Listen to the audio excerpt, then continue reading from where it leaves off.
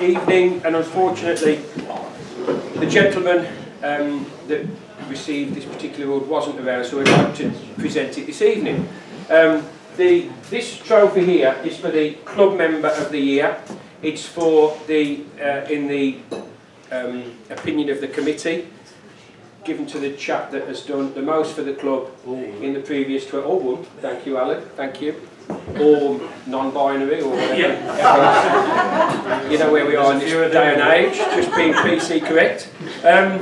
So, this gentleman, sorry, the recipient of this award, the recipient of this award, I know, has been fantastic over the past few years. He came down with his daughters, and his daughters turned into great athletes.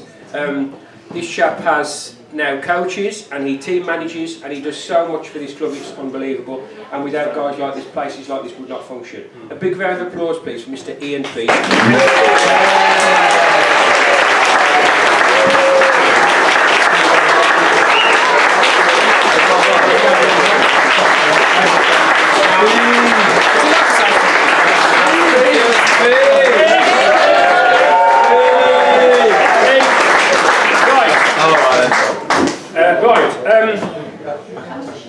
Our first speaker in the second half of the evening is going to look at the 1980s, and this chap has been down this club as long as I have, and he does so much for this club. He's absolutely phenomenal, the work that he does.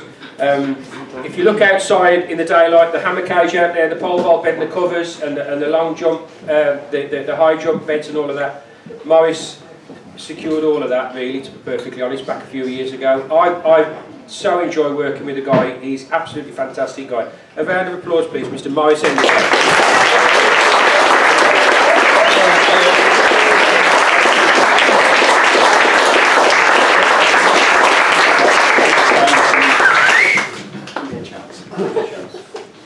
Alan, come and sort this out. Just poke it. Oh, there we go. Okay, can you hear? Can you hear me? Yep. Steve said the 80s. I'm starting in the 80s, but you won't be there for too long. I joined the club in the summer of 1981, so it's over 40 years now. At the time, Ray Bunn organised the seniors and the monthly team meetings. For cross-country league, Ray would just inform you of the date and the time that you were leaving the club. He expected people to turn out, and as a result we'd have 30 or 40 runners on the day. It kind of wasn't an option. In a similar way, we were encouraged to enter events like the Riada 20, Man vs Horse, Offers Dyke, Race the Train, all tough races but regular weekends away for years. We celebrate our founders, but we perhaps overlook the achievement of more modern times. We have members like Andy Knock and Bill Knock, who have competed from teenage to now veteran status. People like Tony Field, Alan and Joanne Smallwood, who were coaching long before I became a member, and they're still involved. Barry Griffiths, likewise, continues to be active, and with Les Woods organises sessions now for older folk.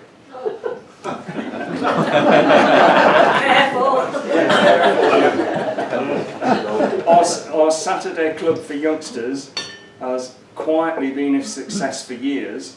Other clubs now take on this idea and they claim it as their own. We have a crop of younger members who now regularly achieve representative national vests for their age groups. Our club certainly seems to be able to remain in people's hearts. As Steve had said before, Charles Gaines may have lived back in Liverpool for years, but he still remained active as the club historian, and happily he did attend our reunion meal earlier in the year. He does hold quite an honour in that he's not just a life member here, he's also a life member for his club in Liverpool, so he did the same sort of thing for them. Likewise, Austin Hay, who I never knew as an active member, but he spent years working on the club's behalf. Now, he could be a difficult customer, and he undoubtedly did upset various individuals, but he did so much for this club. I think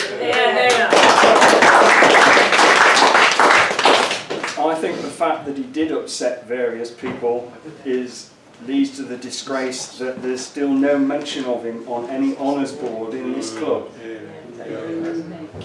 Now, one great thing that we do owe our predecessors is that they did manage to buy this site. It brings problems of maintenance and finance, but we do achieve this. We have created an all-weather track with world-standard field event facilities. With a small dedicated groundsman group, the place is actually better maintained than many of the places we compete in. For what is considered a small club, we offer access to facilities 24/7 with coaching sessions on most days. We're competitive in track and field, cross-country and road racing, so we do have a lot to be happy about. I think there are one or two worrying trends. We are relying on long-term coaches and officials who are all getting older, and the big difficulty is a policy that works to replace them. Modern technology also seems to play a strange role. If you go back to the 80s, on my first night here, a large group of runners took me around the Club 13 on a Wednesday night. Wednesday evenings and Sunday mornings always saw large groups of seniors setting off through the club gates throughout the year. There now seems to be a real drive towards smaller groups. They arrange to run from various locations. We will maybe reach the stage where we'll have no active members who remember how to run around the Club 13, the 16 and the 21, Harborne or the Wassell Grove routes. This may in fact not matter as the new generation adapt, they thrive and they'll take us into our 2nd century. Up Owen.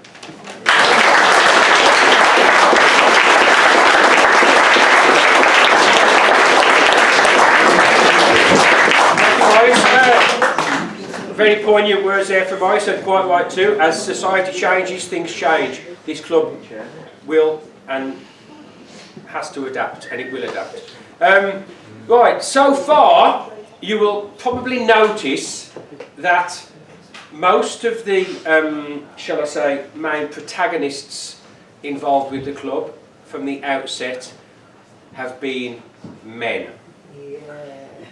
Okay, men.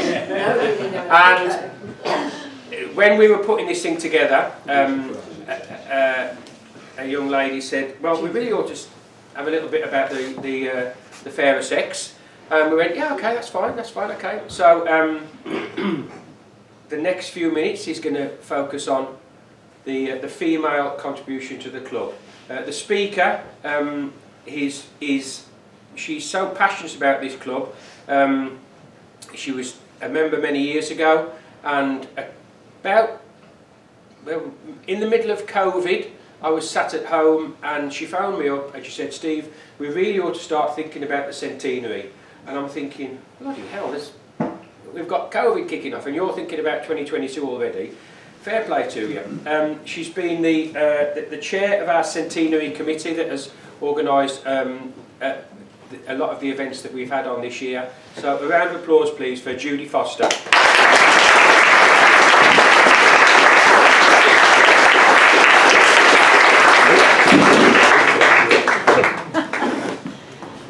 Can I just point out to sisters, I've never used the term fairer sex. Alright, so just to point that out. Okay. So, women and the contribution of women to the club has been absolutely amazing, shouldn't be underestimated.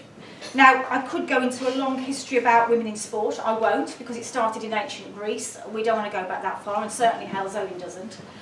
But what I would say is that in terms of women's activism and women's involvement in athletics, we really only got into competition in the last half of the 21st century. Women got the vote in 1918, and in 1920 we were still not competing in any significant way in the UK. There were other countries ahead of us. So, I'll roll on to the 1940s. And in the 1948 to 1949, the Smith brothers, who you've heard of earlier on, they formed a ladies section, mainly girlfriends and wives, but there were no facilities for them. So there was a shed for changing, but no water for washing after a run. There was a large galvanised bath provided, eventually, which the ladies had to ask 2 runners to fill with hot water. And the men's toilets, the women had to share those with the men. And Sunday afternoons, I'm told, that ladies used to creep into the men's bathtub, and when the husbands found out, it was stopped. Now, what hasn't been established is whether the men were in the bathtub at the time and what they were wearing. That's not been established. You know, no names, no patrol, no. No, back then, Judy, you come and scrub me back. So we move on to the 1950s, and we have somebody called Audrey Hackett, who was race walking. Do you remember Audrey? Yeah. Great stuff. We move very quickly on to the 1970s. Joe Smallwood.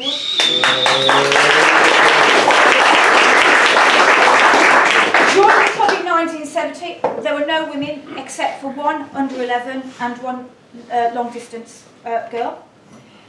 Joe did most of the track and field events, specialising in high jump and long jump, and became the first women's captain at the club, both for track and field for men and for women. She won the World Women's 45 Vets High Jump in Oregon, jumping 1 metre 55 centimetres, which is also a world record. Her daughter Nicole also went on to represent the AAA of England with a personal best of 1 metre 83 centimetres, and world champion high jumper in mid-40s, this is Joe, at 1 metre 55 centimetres. And daughter Nicole also went on to do the high jump with a personal best of 183. So Joe has been a real asset to the club, and I think we should give her a round of applause.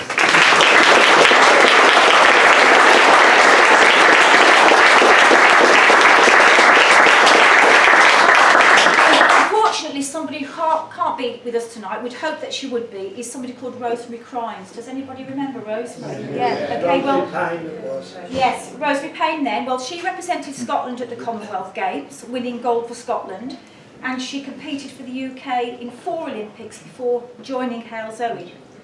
And whilst competing in the vets at numerous age groups, she achieved numerous world records in shot, discus and high jump. And she achieved a world record for shot and discus. And she also participated in the very historic landmark Munich Olympic Games in 1972, which might be remembered for all the wrong reasons for those of us who were alive then. Moving on to 1980s, does anybody remember somebody called Beth Tyndall? Beth Tyndall, yeah? Yeah, not known as Beth Tyndall in your day, known as Liz Levitt. Yeah, Liz Levitt? Well, she joined the club at the age of 18 in the early 1980s. She won the county championships a few times. She's done the 100 metres, 400 and 800 metres. She lives in AOY, and she runs for the Hay Hot Footers. But she remains a member of this club, and she competes for us in the Vets Track and Field League. And she also likes doing the odd 10k. She is sorry that she and Pete, her husband, can't be here tonight, but she wishes us all well. And I think it would be great to give Liz a hand of applause for the fact that she's still with us.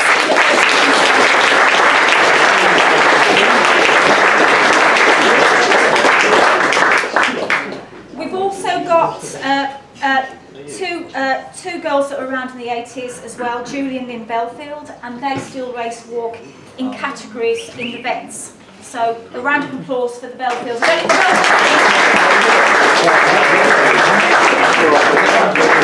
So rolling on to the 1990s then, I joined in 1991. Chris Pearce was the women's captain then. Christine, thank you for making me so welcome. I'm still here after a brief break. Yes. Chris was 10 years on the athletics committee. She also offers sports, I'm not advertising for her, but she still offers sports therapy, although she works part-time. She used to work from home. She works in Birmingham now. I'm sure her neighbours are grateful for the fact that she moved to the Jewellery Quarter, because they can't hear me and others of you screaming anymore when you're having your treatment. And those of you who do have the services of Chris will know exactly what I'm talking about. I know. When I joined, there were several of us who trained together. It's great to see Lou as well, because I remember Lou, you were one of the first women I met when I first joined in the early 90s, so thank you for all your support and encouragement. Back in the day, 30 years ago, there weren't many women, although we were running, there weren't many of us coming back to the clubhouse at all. Now, we're probably the ones that, you know, come on, it's time for you to go out, you know, we're the last to go now, I think, some of us. But moving on to the 2000s, the Halesowen Hares. I wasn't around when the Halesowen Hares were about, but I know there are a number of people who were part of the Halesowen Hares. Sam Morton, yeah. Anna Cosimetti, who's no longer a member, but she was a member for a long time, and I'll say something about Anna a bit later. These women joined to get fit, and they're now running as a lifestyle choice on a regular basis. And I think that's a fantastic achievement that women have come to the club just to get fit, and with all the support and encouragement they've had, they're now racing competitively and also making a contribution to the club. So fantastic achievement for Sam, who does many things for the club, Caroline, who's done various things as well, and Anna, who was a women's captain for 12 years, I think is the longest running women's captain. So a round of applause for all of those people.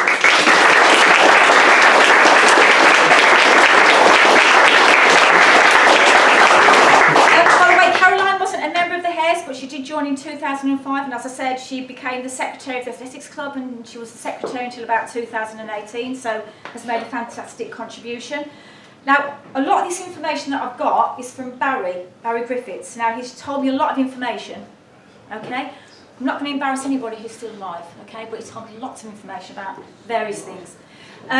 But he did mention that the Halesowen Hares was also known as Barry's Beauties. Is that right? That's what he told me. You know, that's what he told me. Back in the day.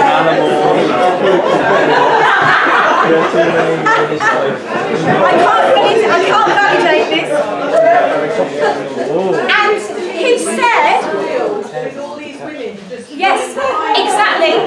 He said that it was like a scene from Benny Hill. So you can imagine, Yakety Yak in the background, can't you? With Barry running and all these women running after him, you know.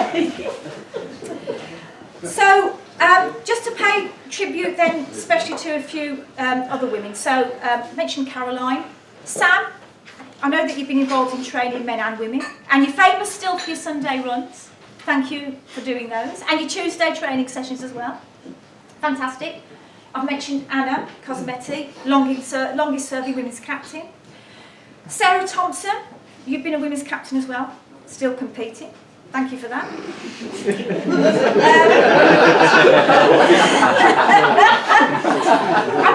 There's no sarcasm in that at all. Chris, still no, she hasn't paid me for this, but she's still offering sports therapy at her office in the Jewellery Quarter. Sam's not here tonight, but she does the essential job. She used to run the Saturday club for the kids, and she's done the even more essential job of serving us behind the bar. That's really important work. Sophie Cook, is Sophie with us tonight? No? Well, commendation to Sophie for the pole vault.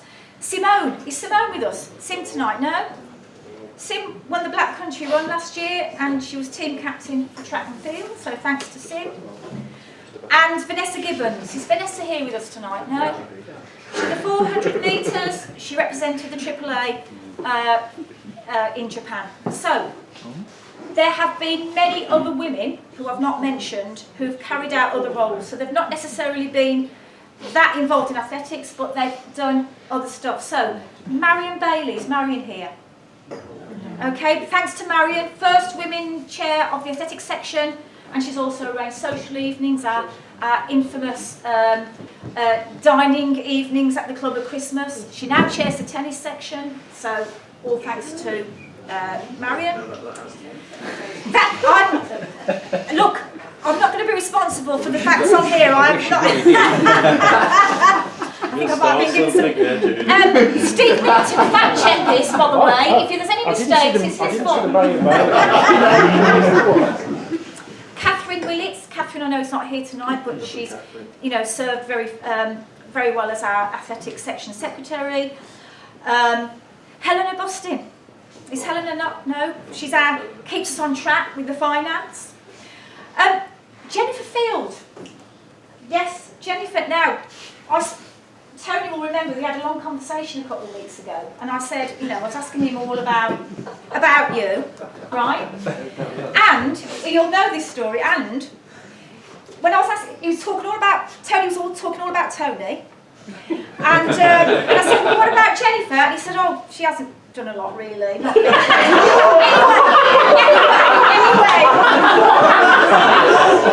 Anyway, I got a missed call and a voicemail a couple of days later. It said, oh, I forgot to mention she was club secretary. I was so taken aback by your call. She was club secretary, and of course you were, Jennifer. And thank you for the work that you did. I think also,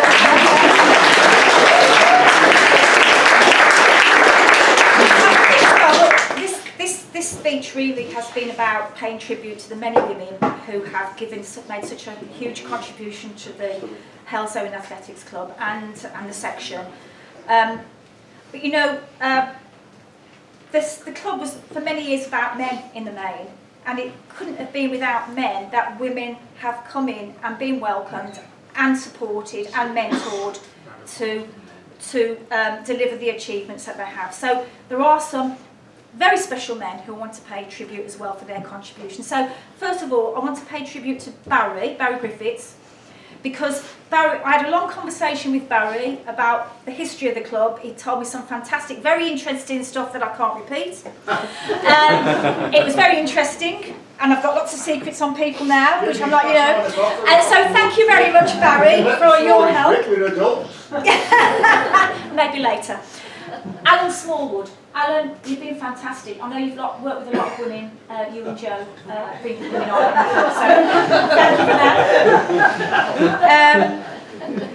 There's Maurice Endacott, Steve Millington. Thank you for your support. Matt Allen, Paul Allen, Nigel Lloyd. Sad point, obviously, no longer with us, but RIP Nigel. He did actually mentor a group of women, trying to get them involved in and interested in running. And, the Knock Brothers as well. Thank you for your support and encouragement too. The Knock Brothers are our headline act tonight. And I'm bound to have missed a whole load of other men I should. So I'm just going to say, every man in this room, thank you for your support. And finally, and this isn't from me, this is a quote. It says, "The women have done us all proud and continue to do so." That's a quote from Alan Smallwood. So Alan, thank you for that. I totally agree. The women are the backbone of this club. They do so much. They have achieved so much for this club in a relatively short amount of time that women have been in competition. But they also do other things that keep this club running as well. And without them, we wouldn't have got to this 100th year that we are celebrating now. So sisters, thank you for everything. And everybody else who's given them the support so that we are here today celebrating our 100th anniversary this evening. Thank you so much.